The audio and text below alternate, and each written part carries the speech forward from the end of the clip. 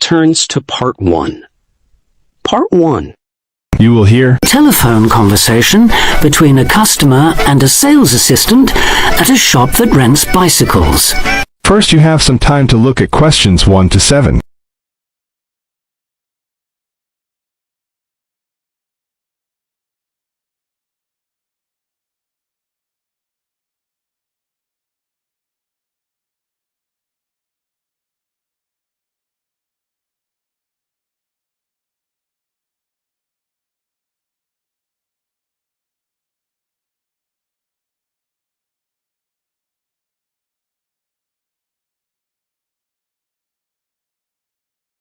Now we shall begin. You should answer the questions as you listen, because you will not hear the recording a second time. Listen carefully and answer questions 1 to 7.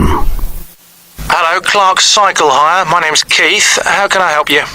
Oh, hello. I saw your ad in the local paper, and as I'm thinking of doing some cycling, I'm wondering what kinds of bike you have and what your prices are like. Well, we hire out 2 main types of machine, touring and mountain bikes. Are you likely to be riding off-road, do you think? No, I'll probably be sticking to roads and country lanes, so a touring bike would be best, I think. Right, well, the rate will be £50 for a week or £14 per day. So it's a lot cheaper to rent by the week? Yes, definitely. Though it's important to bring the bike back on time. Otherwise, I'm afraid we have to charge a late return fee. And how much is that? For each additional hour, it's £1.25. So if you were a day late, it would cost another £30? Yes, that's right. I'd make sure I didn't do that then. I should also point out there's a deposit which you get back when you return the bicycle. In good condition, of course. On touring models, it's £60. Is there anything else I'd have to pay? No, that's it. Though if you're planning to ride fairly long distances, you might like to have 1 or 2 accessories. Such as? Well, for another £5, we can supply lightweight bags, either panniers or the handlebar sort. It's amazing how much they can carry, and the way they're designed means they don't get in the way when you're riding. Well, I'll see. But what about essential things like a pump and a repair kit?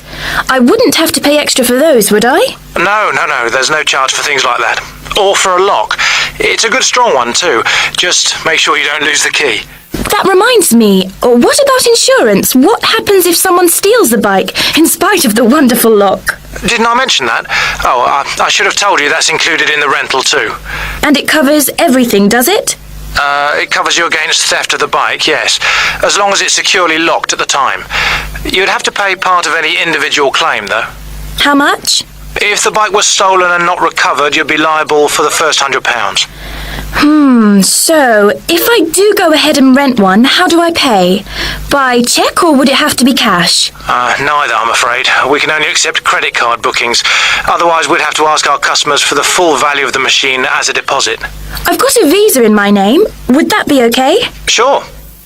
Now you have some time to look at questions 8 to 10.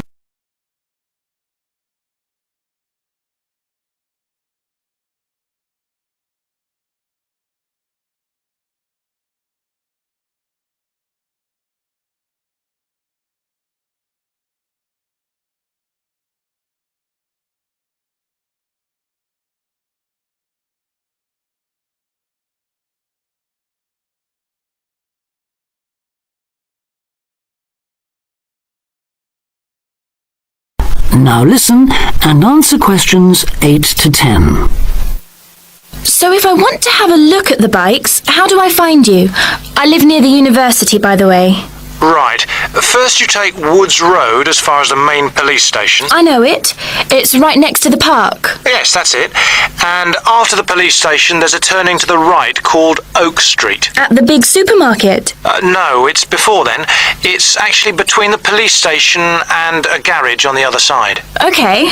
So, you go down Oak Street until you reach the health centre on the right.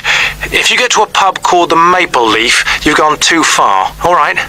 Yes, I've got that. Now, opposite the health centre there's a pharmacy, and we're just behind that. Okay, fine. I'll try to call over sometime tomorrow. Great, see you then. Bye. That is the end of section 1.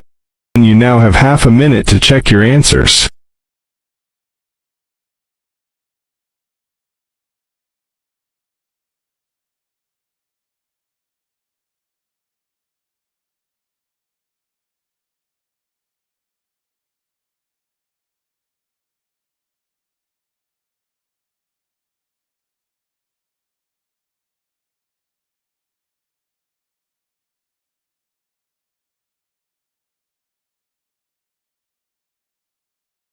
Now turns to Part 2. Part 2. You are going to hear a talk on cultural shock. First, you have some time to look at questions 11 to 16.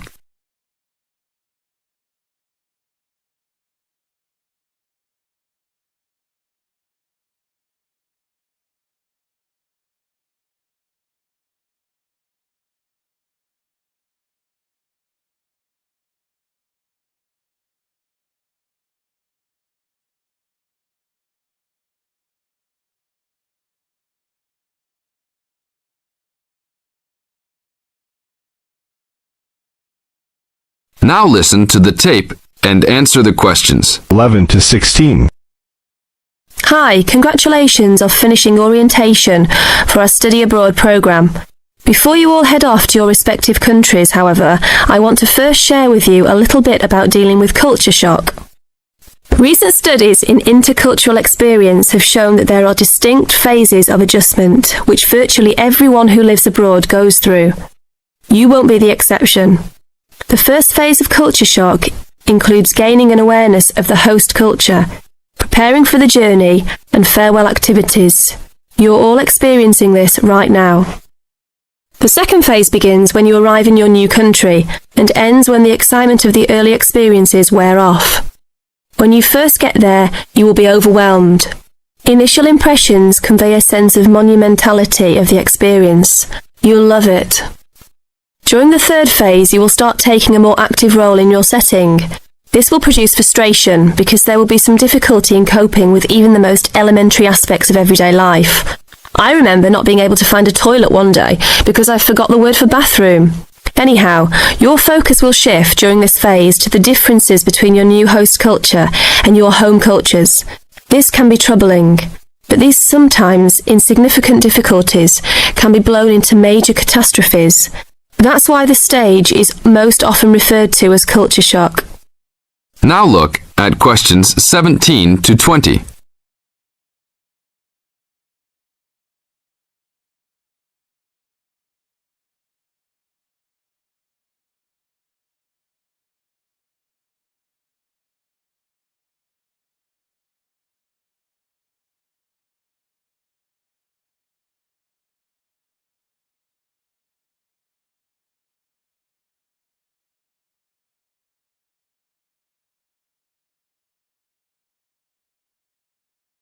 As the talk continues, answer questions 17 to 20.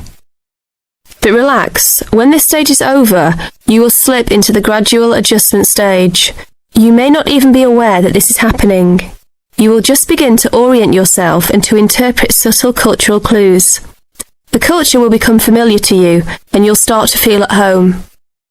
The next phase will be your discovery that you have the ability to function in two cultures with full confidence, and you may even feel completely integrated into your new host culture. In this phase, you will also start to have a sense of shared fate concerning events abroad.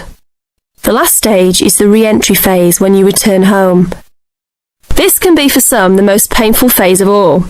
You will be excited about sharing your experiences, but you will realise that you have changed and won't be able to explain how or why. One set of values has already been instilled in you. Another you will have acquired in your host country. Both may seem equally valid. It is important that you realise that all of these phases are a natural part of adapting to a new culture. Expect peaks and valleys during your stay, and feel free to discuss your feelings with the resident director. These culture shock phases tend to occur even with relatively short stays abroad. During your stay, if you feel a wave of bewilderment wash over you, remember this little talk and look back at your notes. One very typical reaction against culture shock is the tendency to hang out with other Americans. Remember, you are coming to a foreign country to get to know her people, language and culture better. If you avoid contacts with the foreign language, you cheat yourself and lengthen the process of adaptation. This is the end of Section 2. You now have half a minute to check your answers.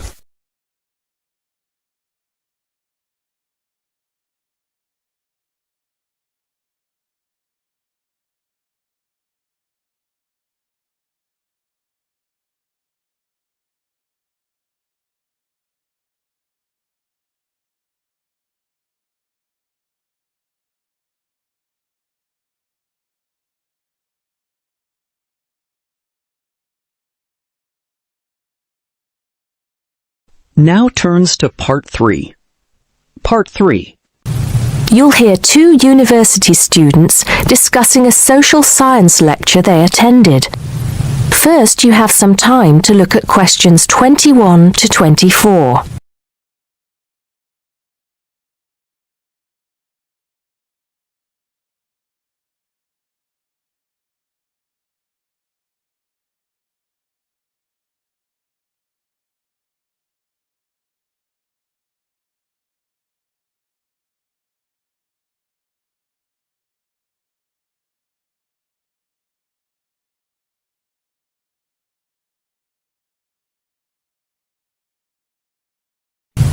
Now listen carefully and answer questions 21 to 24. Did you go to the first social science lecture yesterday? Yeah, didn't you see me there? No, I was trying so hard to understand the lecturer. What didn't you understand? A lot of it, really. For example, he said we needed to study history as part of the course, but I didn't get why. You probably missed it. He said early on that we need to learn from our past mistakes. Right. But he also said we need to put ourselves in the place of our ancestors. Why is that? I think the point is that it's not enough to know how they lived and what they did. We need to know what they thought. I see. And I've written transferable skills in my notes next, but I have no idea what that means. If you study social science, you learn skills that you can use in a job. Oh, right. Is that all? Okay, but why is that? The point he made was that in studying social science, you use a flexible and adaptable approach to learning. Before you hear the rest of the conversation, you have some time to look at questions 25 to 30.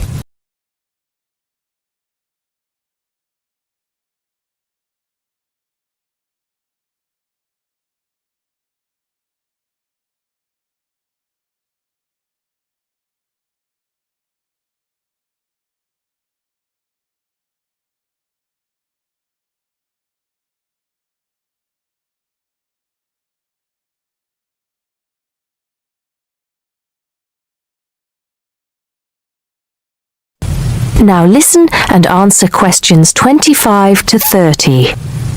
He also kept mentioning all the other subjects we will need to study as part of the course. I didn't write them all down, did you? Some of them. I think I can make sense of my notes. The first one was anthropology, which he said would cover prehistory and archaeology as well. Okay. Then there's economics. I wrote down that this was not meant to mean that we will spend all our time looking at economic theory, but more that we need to see how humans behave. That's good. I don't think I could handle economic theory. He said something about education too, didn't he? Yeah. He said we'll be looking at how cultural information is handed down from one generation to the next through teaching children. He said we'd be focusing on geography too, but I can't really remember which aspects. Can you? I noted it down, I think. Here we are, yes, particularly in relation to urban planning. It's law that I got confused about. I didn't understand why he linked that to economics. I think he meant that laws affect the way wealth is distributed. That makes sense.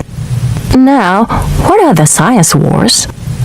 Okay, I did get that. The science wars are about how social science collects information. In sociology and social work, and in social science generally, they can only study patterns of behavior and observe.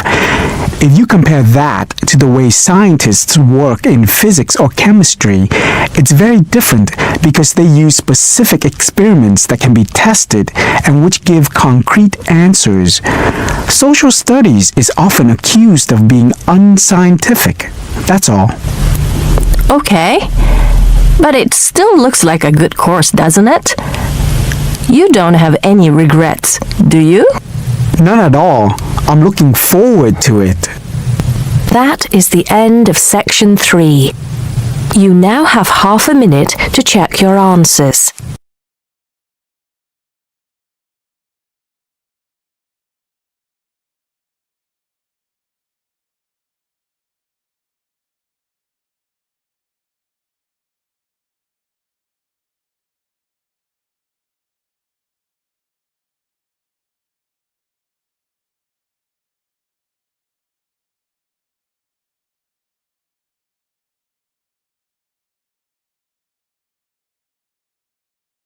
Now turns to Part 4. Part 4. You are going to hear a talk on Anne Bonny, a female pirate. First, you have some time to look at questions 31 to 35.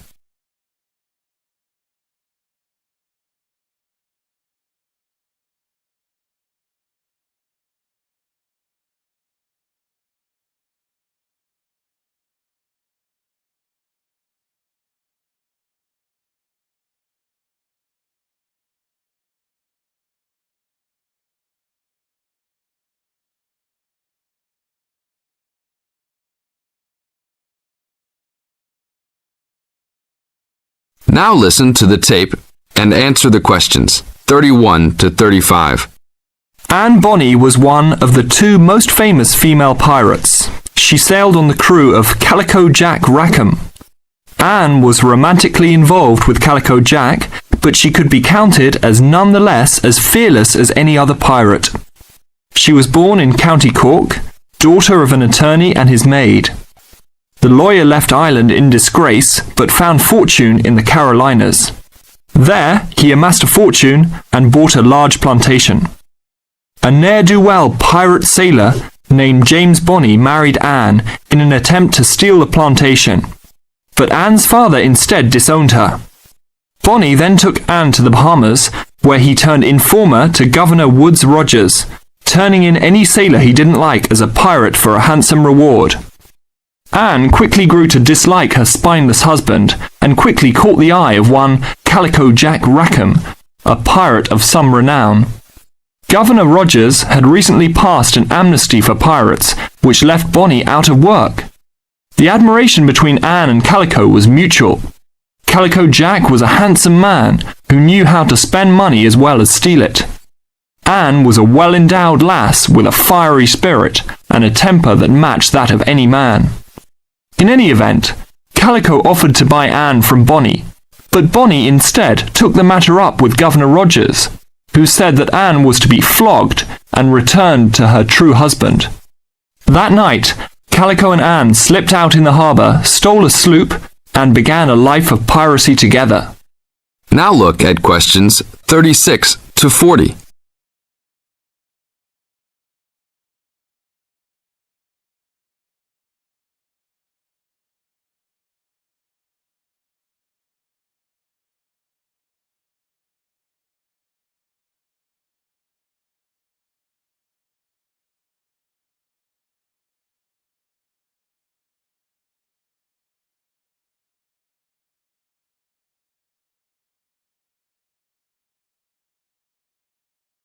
As the talk continues, answer questions 36 to 40. Anne fought in men's clothing, was an expert with pistol and cutlass, and considered as dangerous as any male pirate. She was fearless in battle, and often was a member of any boarding party. In October of 1720, retribution was close at hand. The governor of Jamaica, hearing of Calico's presence, sent an armed sloop to intervene and capture the captain and crew. Calico's ship, Revenge, was caught by surprise, and much to Anne's dismay, the pirates fought like cowards and were taken far too easily. Anne and Mary Read were also captured, but, upon capture, confessed their sex and pleaded to be tried separately after they gave birth. Both women were pregnant at the time. Both received separate trials from the men, but were still sentenced to hang. Mary Read escaped the hangman by dying from fever while in jail. Anne, however, received several stays of execution before mysteriously vanishing from official records. It is believed that her father, who had contacts in the island, forgave his daughter for her acts and ransomed her back to the Carolinas, where she assumed a new name and a new life. This is the end of Section 4. You now have half a minute to check your answers.